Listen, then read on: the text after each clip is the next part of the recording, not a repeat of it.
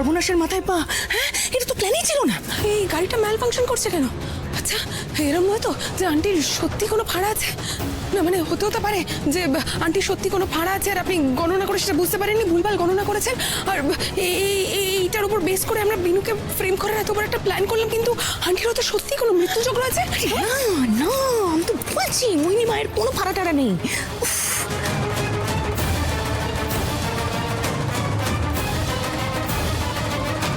আরে তোমরা কেউ কিছু করো, দিদিভাই দমটা আটকে যাবে ভিতরে। আজ দম বন্ধ হয়ে মারা যাবে বৌদি। যে গাঁকল করে রেখেছি, এই গাড়ি থেকে তুমি জ্যান্ত বেরোতে পারবে না। তোমরা দমকলে খবর দাও না। বললামই, আরে মা দমকল আসতে অনেক সময় লেগে যাবে।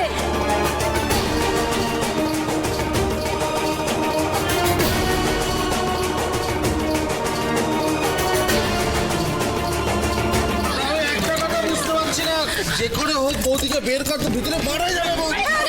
না না না, আমি মোহিনী মায়ের কিচ্ছু হতে দেবো না, কিচ্ছু না।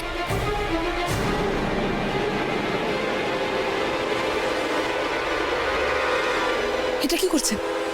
দেখে নিচ্ছি সত্যি কোনো ভাড়া টাড়া ছিল নাকি বাবা। হ্যাঁ, তাহলে তো সব শেষ। মোহিনী মা যদি উপরে চলে যায় তাহলে আমার পেমেন্টটা কি করবে? হ্যাঁ, আপনার মাথায় কি আছে বলুন তো? এরকম একটা অবস্থা আপনি বুঝতে পারছেন না?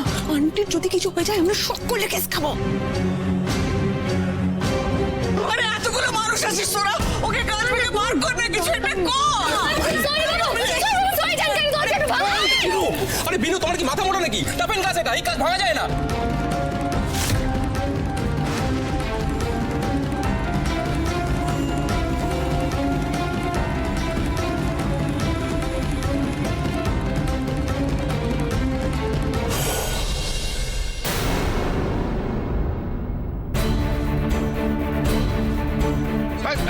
দাঁড়াও দাঁড়াও, কি করছো তুমি? কি করছো তুমি? কি ভেবেছো তুমি বেশি চালাক নাকি? হ্যাঁ, মানে এত কিছু করে কেউ দরজা খুলতে পারছে না, তোমার ছুটের কাটায় এই গাড়ির দরজা খুলে যাবে? কাকাই কাকাই আমাকে একবার চেষ্টা করতে দিন, কেন একবার।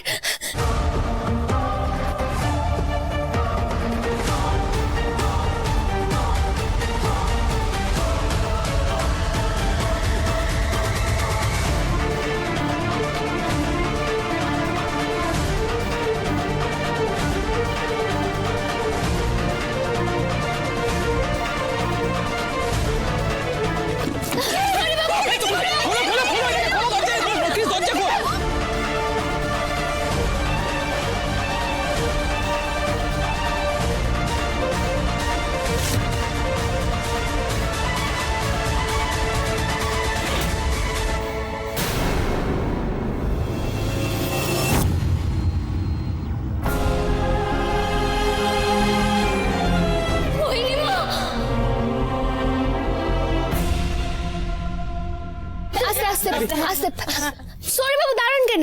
এইভাবে লয়, ওনাকে পাশ ফিরিয়ে শোন কেন? আর মাথাটা টেনে ধরে রাখুন, মাথার নিচে বালিশটা দেবেন লাই, বুঝলেন? চুপ করো তো, সারাক্ষণ কিসের কানে কাছে ভিড় করে কিছু না কিছু অর্ডার দিতেই থাকে। চুপ করো, কিছু জানে না শোনে না, ভুলভাল কথা সত্য। মামি আমি যা বলছি জেনে বুঝেই বলছি কেন। আসলে আমাদের গ্রামে তো সবসময় এসে ডাক্তার বদ্যি তো পাওয়া যায় নাই, তখন এরকম ঘরোয়া টোটকা দিয়ে আমরা রোগীকে সারিয়ে তুলতাম কেন। সরি বাবু, আমি আপনাকে যেটা বলছি আপনি সেটাই করুন, বালিশটা দিন।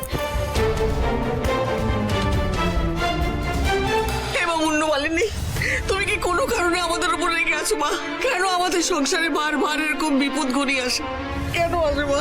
এটা তো হওয়ারই ছিল মাসিমা। বলেছিলাম ভুল হবে না আমার গণনা। কি আশ্চর্য, আপনি একটু চুপ করুন না। দেখছেন তো এখানে সবাই প্যানিক করছে, আপনি আবার প্যানিকটা বাড়াচ্ছেন কেন? কাকিমণি বলছে যে ডাক্তার কতক্ষণে আসছে, মানে আয়ুষ কিছু বললো তোমায়? হ্যাঁ, এই তো আয়ুষ বলে এক্ষুনি আসছে। ওই তো, ওই তো, ওই তো। একটু সাইড দিন। তাড়াতাড়ি অক্সিজেন সিলিন্ডারটা রেডি করো, আমি ততক্ষণ স্যালাইনের চ্যানেলটা করছি।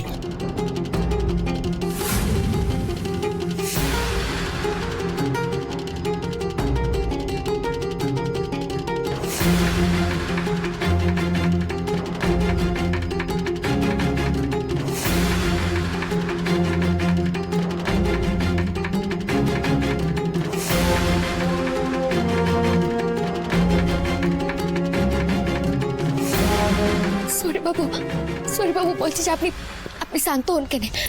ডাক্তার বাবু বলছি যে মোহিনী মায়ের কিছু হবে নাই তো, উনি ঠিক হয়ে যাবেন তো?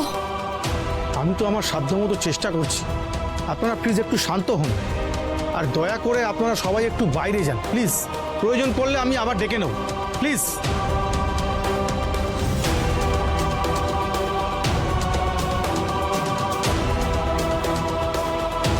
ভাই আজ অব্দি এরকম কাণ্ড আমি কোনোদিন দেখিও নি আর শুনিও নি।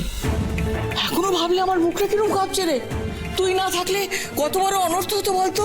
এখন এসব কথা থাকতে নেই, তবে একটা কথা সত্যি, আজ শুধুমাত্র মাধব আর মা মুন্ডমালিনীর জন্য আমি সঠিক সময়ে গাড়ির দরজাটা খুলতে পেরেছিলাম কেন। বিনু ক্ষীর খাচ্ছে, এবার ছাড় খাবে। কিন্তু একটা কথা আমার মাথায় কিছুতেই ঢুকছে না, আমি বুঝতেই পারছি না এটা কি করে হলো। গাড়ির দরজাটা লক হলো কি করে? এমন নয় গাড়িটা বৌদির কাছে নতুন, বৌদি সবসময় এই গাড়িটাই চড়ে, গাড়িটা রেগুলার সার্ভিসিং করানো হয়, তাহলে গাড়ির দরজাটা এইভাবে আটকে গেল কি করে? গাড়িটা বিগ্রহ তো কোনো কারণ নেই, যদি না এমন কেউ গাড়িতে উঠে নিয়ে খোঁচাকুচি করে যে গাড়ির সম্পর্কে কিছু জানে না। খোঁচাকুচি করে কি বলছো বলো তো, বুঝতে পারলাম না। হয় না, মানে আমি অনুভবে কাউকে কিছু মিন করছি না, আমি যেটা বলতে চাচ্ছি যে ধরো গাড়ির সম্পর্কে যে জানে না এটা কি ওটা কি সেটা কি করে না উঠে, সেরকম ঘটনা যদি না ঘটে থাকে। হ্যাঁ কিন্তু ওরকম তো বাচ্চারা করে, আমাদের বাড়িতে তো কোনো বাচ্চা নেই, আর তাছাড়া দিদি ভাইয়ের গাড়িতে তো কেউ হাতও দেয় না গো।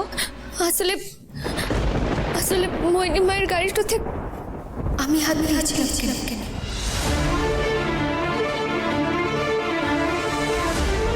আমি তো বলছি কেন সৌরে বাবু, আমি এই রিমোটটা দিয়ে গাড়ির লকটা খুলতে পারবো কেন?